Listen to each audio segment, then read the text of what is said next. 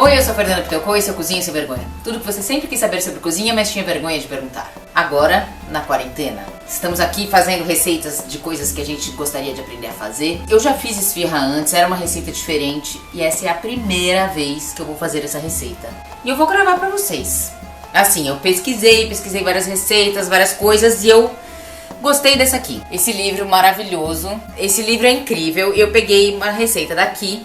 Tem uma mudancinha ou outra na receita, assim, coisas pequenas. O recheio eu tirei da minha aula de cozinha mediterrânea do Senac. A gente vai começar essa receita pela massa. E eu tenho aqui 1 kg de farinha branca, por volta de 130 gramas de manteiga derreti no micro-ondas. Se for trocar por azeite ou outro óleo, que seja líquido, é 1/3 dessa quantidade. Eu tenho aqui 15 gramas de fermento biológico seco. Se for usar o fresco, é um tabletinho que é 30 gramas. Eu tenho aqui 3 xícaras de água, eu uso água filtrada. E aqui eu tenho sal marinho. E é isso que vai fazer a nossa massa. A gente quer uma massa que fique macia por dentro e crocantinha por fora. Então eu acho que essa mistura aqui, de bastante gordura para farinha, eu acho que vai funcionar bem. Vou fazer uma covinha.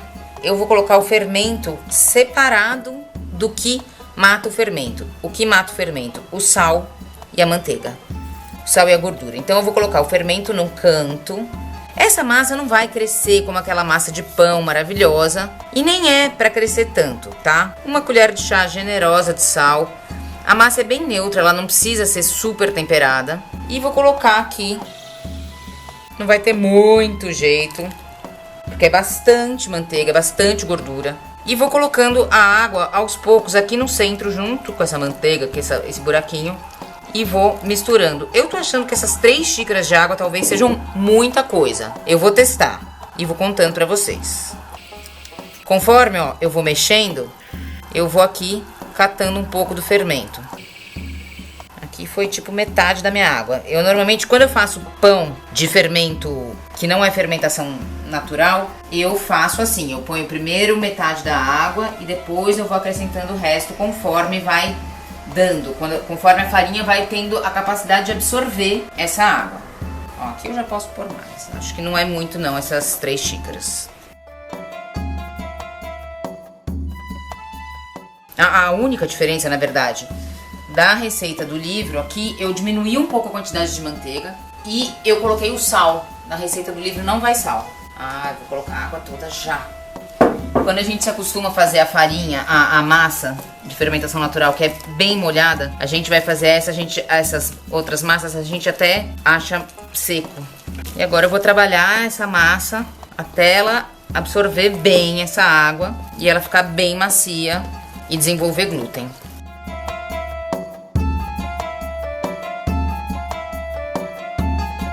Misturei aqui a minha massa, vou espalhar um pouco de farinha aqui na minha mesa e vou transferir a minha massa para a bancada, para poder sovar melhor. Ao contrário da massa de fermentação natural, essa é uma massa que a gente vai ter que trabalhar bastante para ela ficar macia. E não, a gente não acrescenta loucamente um monte de farinha para desgrudar da mão. A gente deixa, a gente vai tirando.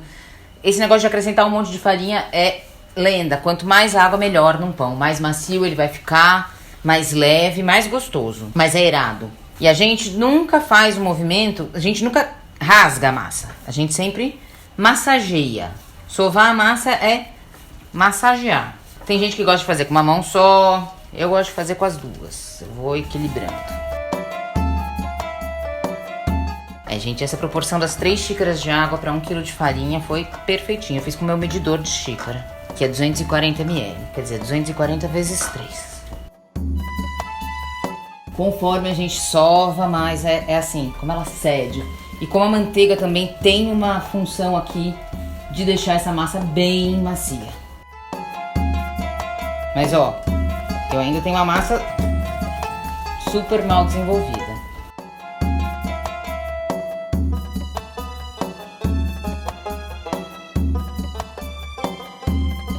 Isso aqui é bom porque na época da quarentena tá todo mundo querendo fazer ginástica em casa. Isso aqui é o melhor exercício pro muque. Olha como já mudou, como já tá mais elástico. Mas ainda falta desenvolver. Queria mostrar pra vocês uma coisa. Primeiro, não lavei a minha mão, nem tirei a massa desde o começo. Só fui sovando, só coloquei aquele tanto de farinha aqui. Depois de eu não sei quanto tempo foi de sova, uns 5 minutos, mais acho. Não tá uma massa super elástica, mas ó, tá vendo? Tá uma massa que a gente sente que tá macia na mão. A gente tem que massagear. Imagina que você tá massageando o ombro de uma pessoa, você não vai rasgar, né? É só empurrar gentilmente. Agora eu preciso, tudo depende do clima, né? Se tá quente, se tá frio, se tá úmido. Fiz uma bolinha. Vou colocar um pouco de farinha aqui por baixo, só pra não grudar na hora de sair.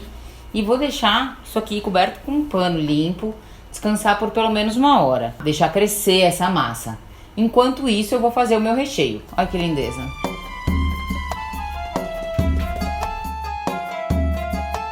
Nosso recheio. O que os árabes deram para o mundo? Especiarias, gente. O que vai nesse recheio é tempero, muito tempero. Eu tenho mais ou menos 500 gramas de carne moída. A carne que eu tenho aqui é patinho. Eu sempre escolho fazer, normalmente as coisas com carne moída, com acém. Mas os árabes sempre mandam usar patinho e eu sou obediente. Mentira, não sou não, mas dessa vez eu quis fazer com patinho, porque tem muitas coisas aqui e o patinho é mais neutro do que o acém. Patinho e choquem, 500 gramas de cebola. Então é basicamente um recheio de carne com cebola. Adaptações da quarentena, vamos lá. Era pra ir 4 colheres de sopa de coalhada seca. Eu só tenho coalhada fresca em casa. Então aqui eu pus umas 3 colheres, um pouco menos do que isso. Se vocês tiverem seca, usem a seca. Aqui, tomate, também era pra ir mais. Era pra ir 3 tomates grandes picados. Eu só tinha 2, gente. A água aqui que eu drenei. É legal deixar escorrendo o tomate. Vocês estão vendo que o recheio de carne, na verdade, é um recheio de carne com tomate, cebola e muita especiaria. Cominho em grão. Se vocês tiverem cominho em pó, obviamente não precisa bater no pilão. Uma colher generosa de chá de cominho. Aqui uma colher de chá não tão generosa de coentro em grão. Também se tiver em pó, usem em pó. Não confundam coentro em grão com coentro erva. Não tem nada a ver com isso. Agora a gente bate aqui, já tá batendo, mas eu vou pegar e já vou colocar a minha colher, uma colher de chá de sal bem generosa aqui, que é pra bastante coisa. Eu vou colocar até um pouco mais, tá bom. Ó, como o sal ajuda. Agora só raspo aqui. Agora o que falta? Uma colher de sopa de pimenta síria. Essa minha colher é enorme, eu não tô sem minha medidinha de colheres aqui. Pimenta síria é aquela coisa que dá cheiro de coisa árabe em tudo. E a salsa? Eu não tenho salsa em casa, então eu vou usar um pouco dessa salsa desidratada. E cebolinha picadinha. Agora só tá faltando o meu limão. Como eu tenho um limão siciliano, eu vou fazer aqui as raspas dele, só que elas ficam compridinhas. Então eu vou colocar aqui na minha tábua, eu vou cortar elas bem curtinhas. Se você só tiver limão Tahiti, usa só o suco, não usa a raspa. Agora a gente pica bem miudinho, porque não é pra pegar esse fiapão de casca de limão siciliano. E vou espremer meu limão aqui. Normalmente, gente, quando a gente tempera assim com bastante limão a nossa esfirra, o nosso quibe, nossa comida árabe, a gente não precisa botar aquele limãozinho que a gente normalmente bota depois. Aí é do gosto das pessoas. Eu sei que tem um restaurante árabe que eu gosto muito, que as moças, elas ficam bem bravas se você pede limão. Fala, já tá temperado, não precisa de limão. Não existe comida árabe sem azeite, né, gente? São 3 colheres de sopa. A gente pode ser generoso com azeite na comida árabe. Mãos lavadas, pelo amor de Deus. Agora a gente mete a mão. Gente, eu vi algumas receitas que ia tahine, mas na minha do Senac não ia. Então eu não pus. É legal a gente deixar ele descansar um pouco, porque ele ainda vai soltar água, e a água que ficar no fundo não vai dentro da nossa massa, não vai ficar úmida demais. Mas é gostoso a umidade no recheio, mas não em excesso. Foi aqui 1 hora, 1h30. Foi 1h30 daqui, tá? Daqui foi tipo 30 minutos, mais ou menos. Quero mostrar pra vocês que soltou muita água. Eu vou escorrer um pouco na peneira ali. A gente tem que tomar cuidado pra não pegar essa água, colocar dentro da nossa esfirra. Olha como cresceu, gente. Cresceu pra caramba a nossa massa. E agora eu vou abrir esfirra, gente. Vamos ver se eu lembro como abre esfirra e dobra esfirra. Vou pegar aqui a minha massa. Ai, que lindeza. Vai deixar ela crescer mais um tiquinho antes de ir pro forno. Vou pegar um pedaço da minha massa. Que bom que essa mesa tem um verniz bom, poderoso. E agora eu vou tentar abrir, segundo a minha lógica da minha cabeça, bem fininha. Porque ela ainda vai crescer mais um pouquinho, né? E a gente tem que ter uma boa quantidade de recheio. O duro é que quando ela desenvolve muito glúten, depois fica difícil de abrir.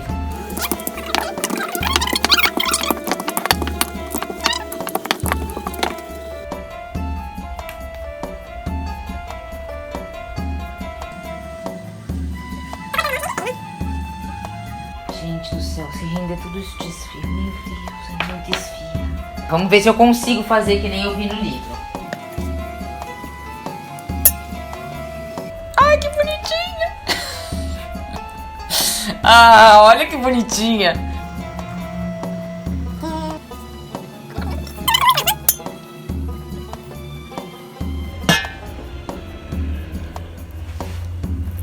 Ela vai ficar bem molhadinha. A gente pega um bocadinho de recheio, né? Daí, ó, o que eu faço? Vou puxar uma pontinha e a gente transforma um círculo num quadradinho com pontas puxadas.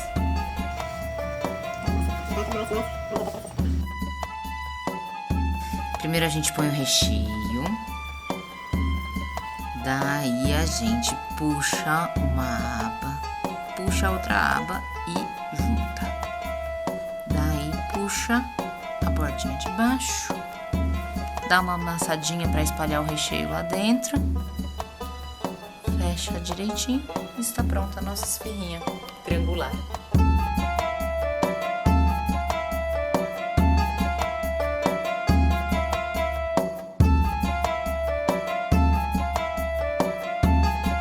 Foi no forno que uns 15, 20 minutos. Ainda tenho um monte de massa e ainda tenho bastante recheio. Ainda vou longe aqui fazendo esfirras. Eu já provei uma dessa, tá uma delícia. E agora eu vou provar essa aqui, a fechada. Gente, olha que coisa mais lindinha que fica. Eu acho que pra ficar com aquela cara mais de restaurante árabe mesmo, tem que fazer num forno mais forte de todos ou dar uma pinceladinha. Nossa, gente, fica muito bom.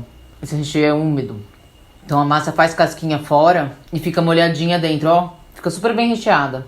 Tem que abrir bem fininho pra ficar bem recheado, porque ela dá uma crescidinha no forno e fica mais gordinha, ó. Alegrou minha quarentena, confesso. Isso aqui é uma delícia. Eu vou fazer um monte, vou pré-assar, vou congelar, vou levar pros meus pais. Gente, bom, estamos no Twitter, no Instagram, no Facebook. Não se esqueçam de se inscrever no canal, de curtir o vídeo, de compartilhar com as pessoas que você gosta. Sempre temos as receitas na descrição do vídeo. E no Instagram eu sempre tô atualizando lá e conversando com vocês, respondendo perguntas. E é isso. Espero que vocês tenham gostado e até a próxima.